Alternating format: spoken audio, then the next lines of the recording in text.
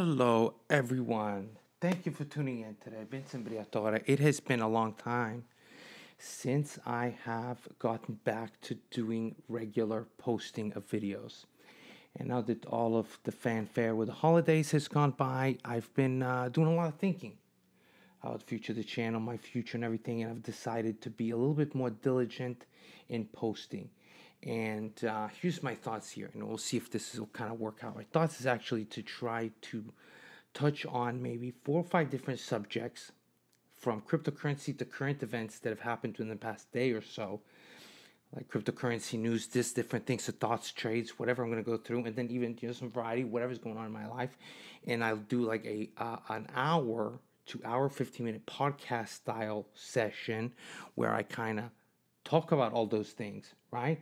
And then I published that on the podcast, and I cut that up into 10-minute snippets and publish it on YouTube. So you don't have to watch the whole thing. You can see each 10-minute snippet, what it's actually the topic is. So if you're in a hurry and you can't put aside an hour to listen to my ass ramble every day, hey, this might be something interesting. It also help with a search engine optimization so people can find specific things that they might be looking for. Hopefully I can come up with some ideas and put some phrases together that other people haven't used, it pops up. This could be an idea. I'm always trying to reinvent myself a little bit. I don't know. Not a whole lot's been going on here. I came down to visit my family. I'm just, pretty much relaxing. That's it. I know I keep on saying I'm going to publish more video, I'm going to do things, and I get distracted. I think the market is the biggest thing that's kind of holding me back here. I keep on hoping that we're going to have this rebound. That just never comes. But I know, I feel it. It's here. It's going to happen. It can happen now. It can happen in February. Now, we inched back up over $4,000 per BTC. So we're here. The enemy's at the gates.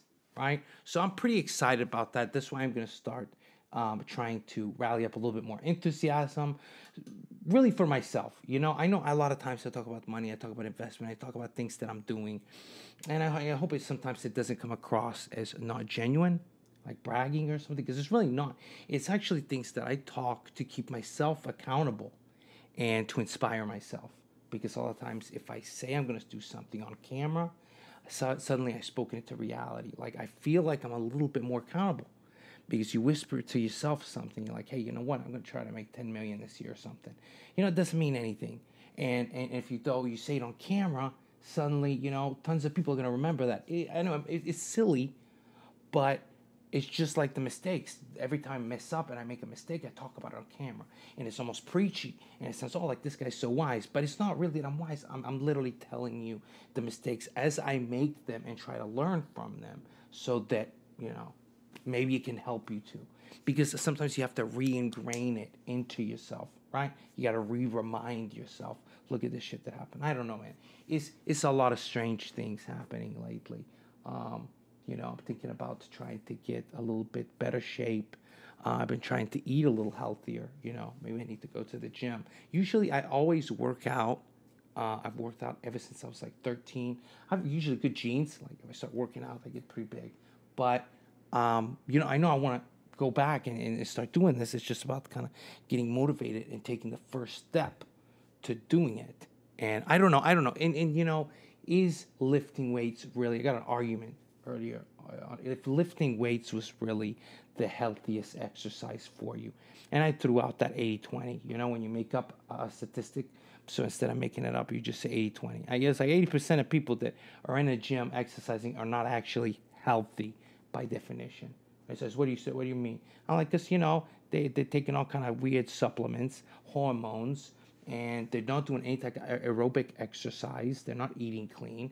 They're in there just pounding some weights, and they're not healthy. Probably 80% of people that go to Planet Fitness are probably not healthy. I don't think that was far-reaching. That's pretty bullseye. Right? Guy gets to get an argument with me. I hate it. Then people are like, oh, well, you know what? Show me a source. Show me a source. It's like, dude, you want to Google it, Google it. I don't work for you. I don't care. I came here and I just said 80-20. 80-20. I started off. By the time you reply, I'm long gone 80-20ing on the other side of the world. So I don't want to hear it.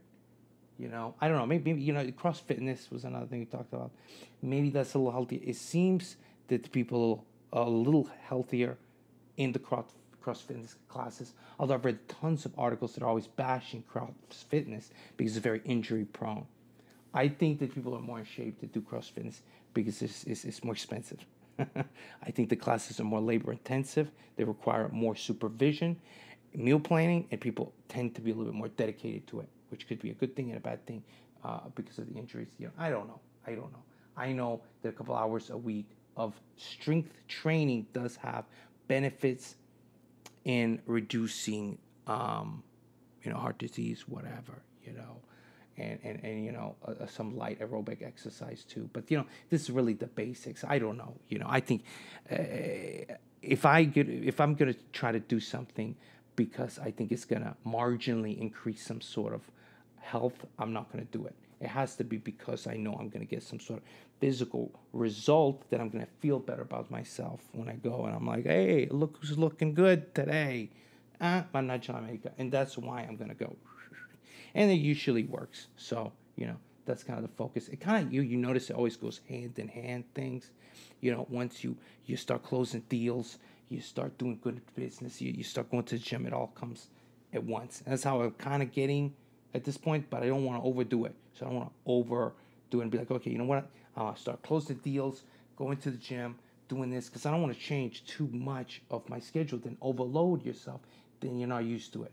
Like I'm used to sitting on the couch thinking about what I'm going to do for around 16 hours per day, and then spending that 1 to 2 hours actually doing it.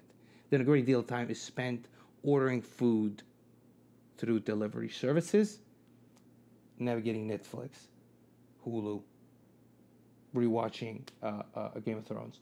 This is the life of whoever the hell I am. This is the life.